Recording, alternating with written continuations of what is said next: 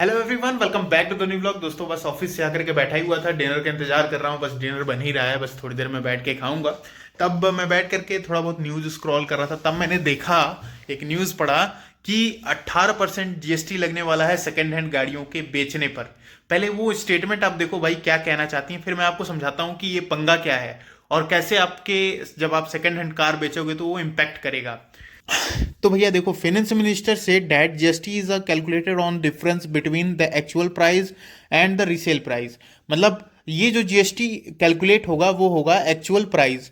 मान लो अगर कोई गाड़ी है जो 5 लाख की है, उसको आप 10 साल बाद 1 लाख की बेचते हो, तो मतलब जो बीच का जो बन रहा है वो अप्रॉक्स 4 लाख का बन रहा है।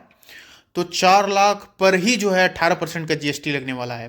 खैर, इसमें उन्होंने कहा है कि it is purchase price and resale price bought it for 12 lakh, selling car eight 9 lakh in the name of the second hand used vehicle on the margin only this 18% has been put, the finance minister said।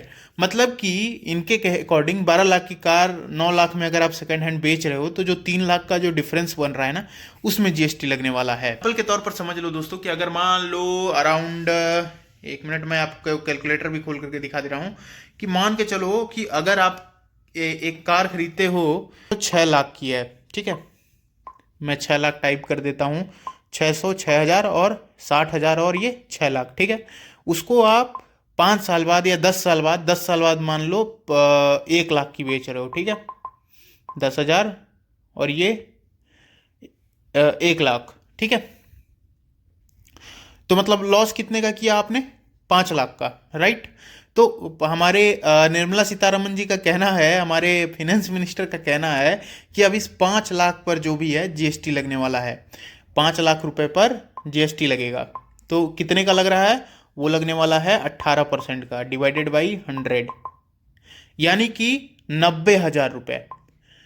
मतलब अगर आप 1 लाख, जो मैंने बताया कि 6 लाख की car आपने खरीदा था, उसे आप 1 लाख में बेचने जा रहे हो, तो उस पर 18% का मार्जिन। 6 लाख की कार थी, आप 1 लाख में बेच रहे हो, मतलब 5 लाख रुपए आपका रेट जो है गिर रहा है। तो जीएसटी जो लगेगा वो 5 लाख रुपए पे लगेगा, ना कि वो 1 लाख पे लगेगा, यदि ये ध्यान रहे। तो 5 लाख पे लगेगा, तो 5 लाख पे अगर लगेगा तो 5 लाख का 18% होता है 90,000।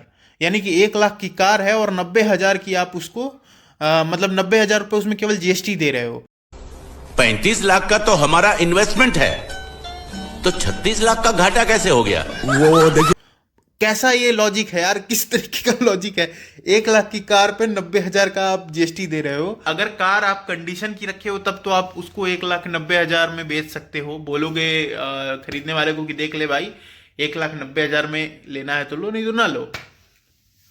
लेकिन दोस्तों जो ऑनर है, जो खरीदने वाला रहेगा ना, उसके पास भी मजबूरी है, क्योंकि ये लगभग सारी गाड़ियों पे एप्लीकेबल होगा। हालांकि इसमें मैंने पढ़ा था थोड़ा सा, और भी कुछ जगहों पर पढ़ा था, उसमें इनका कहना था कि कुछ लिमिटेशन है। जैसे पेट्रोल गाड़ी है, उसमें वो 1200 सीसी या उससे ऊपर की होनी चाहिए।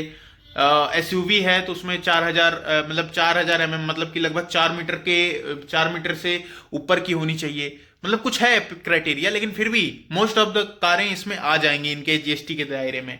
अरे यार, ये क्या सिस्टम है यार, क्या मैडम क्या बता रहे हो यार, जीएसटी बेचने पे भी अब लगा रहे हो। सोचो दोस्तों, एक एक चीज कभी सोचा है दोस्तों, जीएसटी किस तरीके से हम लोग को ज्यादा इफेक्टेड कर रहा है। अभी आप सोचो दोस्तों कि एक कार खरीदने जाते हो, वैसे तो खाना पीना रहना, सुई से लेके पेन तक में सब में जीएसटी दे ही रहे हो।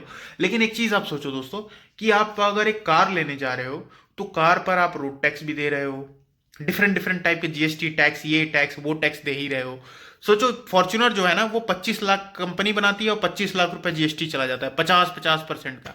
तब जाकर के उसका रेट 50 लाख होता है। आपको लगता है कि पूरा कंपनी को जाता है? नहीं, 25 लाख की कार कंपनी को पड़ती है और 25 लाख रुपए जीएसटी लग जाता है उस पर, क्योंकि वो 4 मीटर से ऊपर बड़ी एसयूवी है, बड़ी एसयूवी में आ रही है इसलिए। तो इसी तरह सोचो दोस्तों कि आप कार एक खरीदने जा रहे हो, उस पर आपने रोड टैक्स दिया, डिफरेंट डिफरेंट टाइप के सेल्स टैक्स, वेट टैक्स, ये टैक्स वो टैक्स दे करके आपने गाड़ी वहां से खरीद ली। इंश्योरेंस लिया, इंश्योरेंस में भी टैक्स दिया, पॉल्यूशन लिया, पॉल्यूशन में भी टैक्स दिया।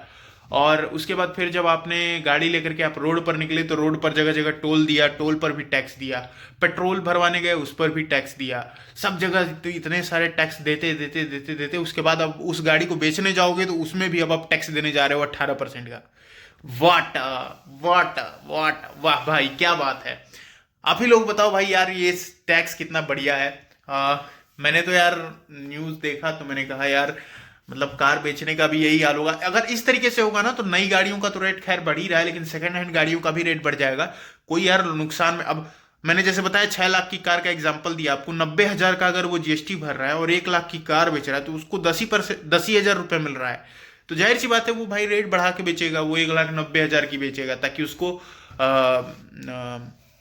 जो है एक्चुअल में उसको जो है 1 लाख का फायदा हो। लेकिन तब भी उसको फायदा नहीं होगा, क्योंकि 1,90,000 अगर वो जोड़ेगा तब 4 लाख पे बनेगा, जीएसटी लगेगा, है ना, क्योंकि डिफरेंस 4 लाख का बचता है।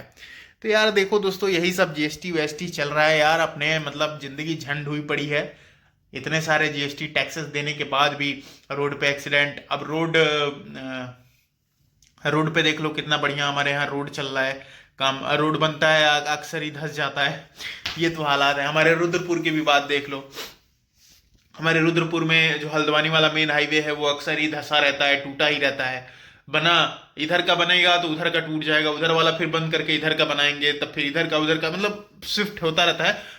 ठेकेदार को बराबर जो है बराबर मात्रा में पैसा मिलता रहता है, समय समय पे एक का बनाया तो दूसरा टूट गया, दूसरा बनाया तो फिर पहला टूट गया, तो स्विच करते रहते हैं, जाम लगा रहता है हमेशा।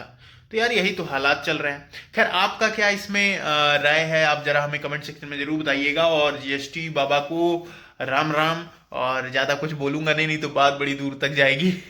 तो भाई दोस्तों, डिनर का बस वेट कर रहे हैं, डिनर बस बन ही रहा है, बन के बस खाएंगे और यही करते हैं भाई वीडियो को एंड। मैंने सोचा जीएसटी के बारे में आया है तो मैं थोड़ा सा बताता ही चलूँ।